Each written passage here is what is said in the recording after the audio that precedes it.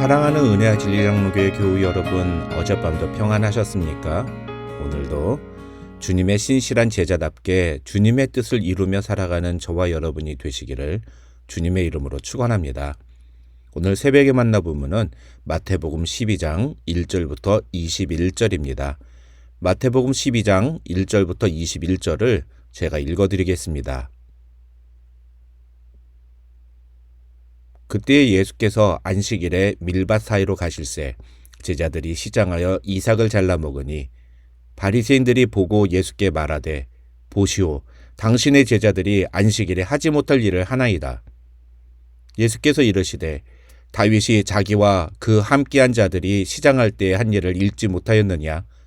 그가 하나님의 전에 들어가서 제사장 외에는 자기나 그 함께한 자들이 먹어서는 안 되는 진설병을 먹지 아니하였느냐? 또 안식일에 제사장들이 성전 안에서 안식을 범하여도 죄가 없음을 너희가 율법에서 읽지 못하였느냐? 내가 너희에게 이르노니 성전보다 더 큰 이가 여기 있느니라. 나는 자비를 원하고 제사를 원하지 아니하노라 하신 뜻을 너희가 알았더라면 무죄한 자를 정죄하지 아니하였으리라. 인자는 안식일의 주인이니라 하시니라. 거기서 떠나 그들의 회당에 들어가시니 한쪽 손 마른 사람이 있는지라. 사람들이 예수를 고발하려 하여 물어 이르되 안식일에 병 고치는 것이 옳으니이까? 예수께서 이르시되 너희 중에 어떤 사람이 양 한 마리가 있어 안식일에 구덩이에 빠졌으면 끌어내지 않겠느냐? 사람이 양보다 얼마나 더 귀하냐?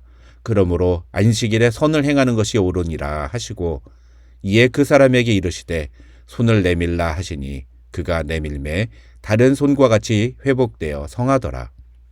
바리새인들이 나가서 어떻게 하여 예수를 죽일까 의논하거늘 예수께서 아시고 거기를 떠나가시니 많은 사람이 따르는지라.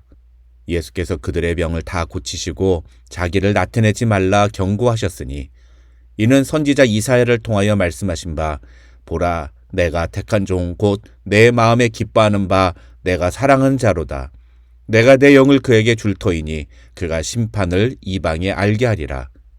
그는 다투지도 아니하며 들레지도 아니하리니 아무도 길에서 그 소리를 듣지 못하리라. 상한 갈대를 꺾지 아니하며 꺼져가는 심지를 끄지 아니하기를 심판하여 이길 때까지 하리니 또한 이방들이 그의 이름을 바라리라 함을 이루려 하심이니라.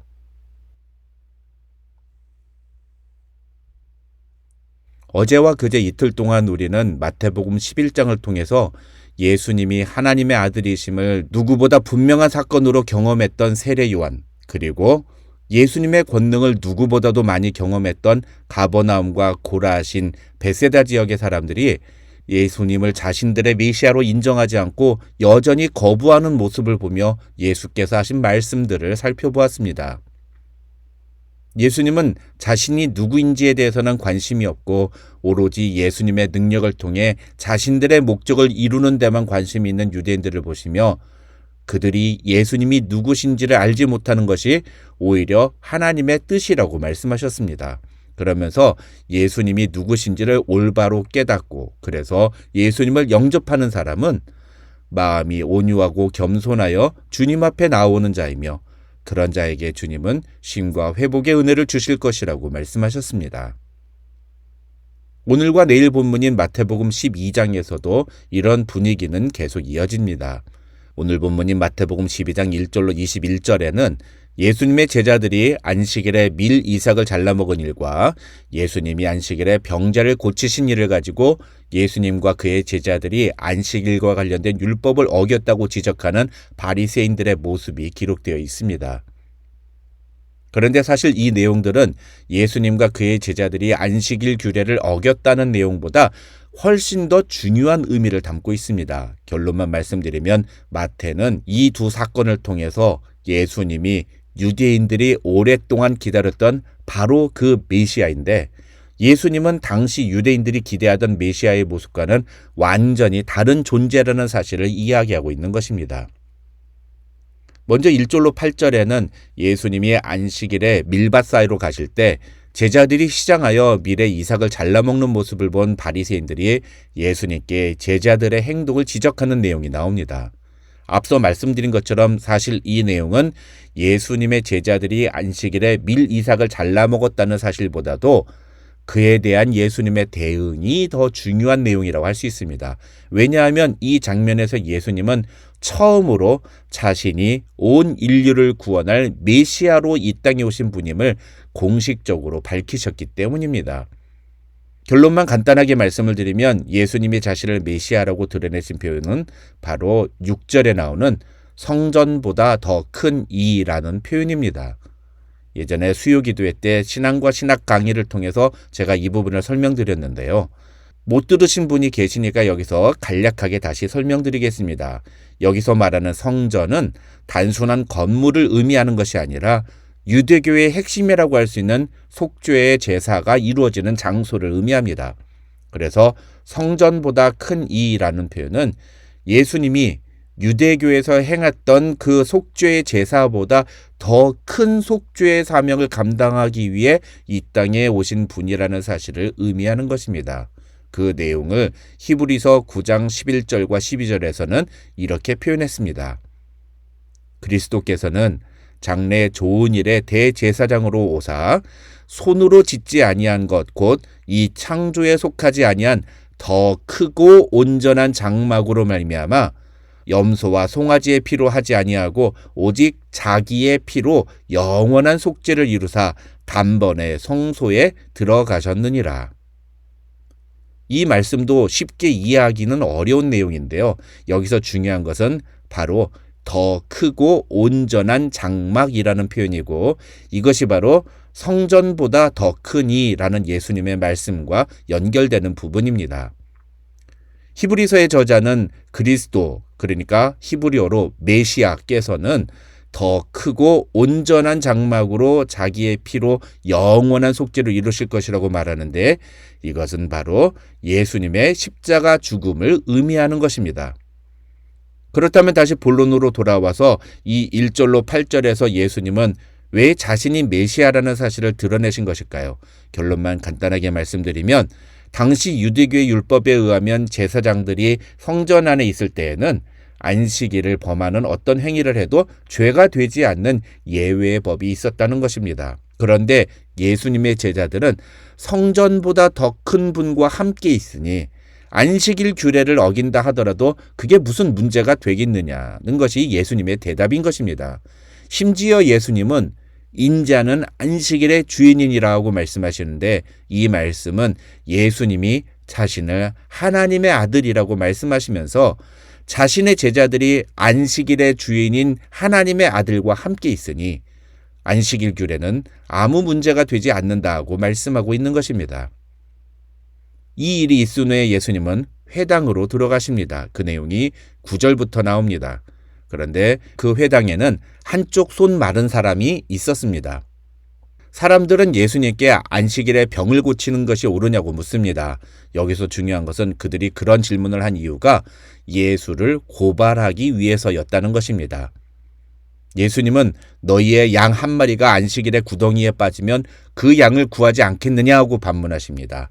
이 말은 너희가 겉으로는 안식일 규례를 강조하면서 굉장히 종교적인 것처럼 말하지만 진짜로 너희가 중요하게 여기는 것은 안식일을 지키는 것이 아니지 않느냐 하고 말씀하시는 것입니다. 그런데 양보다 사람이 더 귀한데 어떻게 안식일에 병든 사람을 고치는 것 가지고 문제를 삼느냐? 그러면 그것이 옳은 태도냐고 책망하시는 것입니다. 그러면서 예수님은 그 사람의 손을 고쳐주십니다. 문제는 그런 예수님의 모습에 보여준 바리새인들의 태도입니다. 14절을 보시면 예수님 앞에서는 한마디 반론도 제기하지 못했던 바리새인들이 자기들끼리 나가서 따로 모여서 어떻게 하면 예수님을 죽일까를 고민했다고 성경은 말합니다. 예수님은 지금 자신이 메시아라는 사실을 분명히 드러내셨는데도 바리새인들은 자신들이 갖고 있는 종교적인 신념을 가지고 예수님을 죽이려고 노력했다는 것입니다. 예수님은 그런 바리새인들의 의증을 간파하시고 그것을 떠나시는데 그런 예수님을 또다시 많은 사람들이 따라옵니다. 15절의 기록을 가지고 추측하면 아마도 그들은 대부분 병든 자들이었을 것이라고 생각됩니다. 예수님은 그들의 병을 다 고쳐주신 후에 그들에게 자기를 나타내지 말라고 경고하셨다고 마태는 말합니다. 여기서 우리가 한 가지 짚고 넘어가야 할 것이 있습니다. 마태복음을 비롯한 사복음서를 자세히 읽다 보면 예수님은 좀처럼 자신이 메시아라는 사실을 사람들에게 알리거나 또는 사람들이 그런 소식을 다른 사람들에게 전하는 것을 허락하지 않으셨다는 것입니다. 다시 말해서 예수님은 사람들 사이에서 자신이 메시아라는 소문이 나는 것을 별로 기뻐하지 않으셨다는 것입니다. 아마 이 주장이 쉽게 이해되지 않는 분이 계실 겁니다. 그러나 그것은 분명한 사실입니다. 새벽의 만나의 특성 때문에 그 근거들을 일일이 찾아서 말씀드리지 못하지만 여러분이 조금만 시간을 내서 복음서를 자세히 읽다 보면 예수님께서 자신이 누구신지를 다른 사람들에게 말하지 말라고 경고하시는 내용을 여러 군데에서 발견하실 수 있을 것입니다. 그것이 바로 예수님이 자신이 메시아라는 사실을 사람들에게 알리기를 원하지 않으셨다는 증거들입니다. 앞서 11장에서 우리는 그 누구보다도 예수님의 권능을 많이 체험했던 고라신과 벳세다 그리고 가버나움이 회개하지 않는 것 때문에 그들을 책망하시며 저주하시는 예수님의 모습에 대해서 살펴보았습니다. 그런데 왜 예수님은 이번에는 자신이 메시아라는 사실을 사람들이 소문내는 것을 강하게 금지하시는 것일까요? 학자들은 그 이유를 두 가지로 제시하는데, 첫째는 당시 유대인들이 갖고 있었던 메시아에 대한 개념과 진짜 메시아로 오신 예수님의 모습이 달랐기 때문에 사람들이 예수님에 대해서 오해하지 않게 하기 위해서라는 해석이고, 다른 하나는 오늘 본문 17절로 21절에 나온 것처럼 구약 성경에 기록된 메시아에 대한 예언의 말씀을 그대로 이루시기 위해서라는 해석입니다.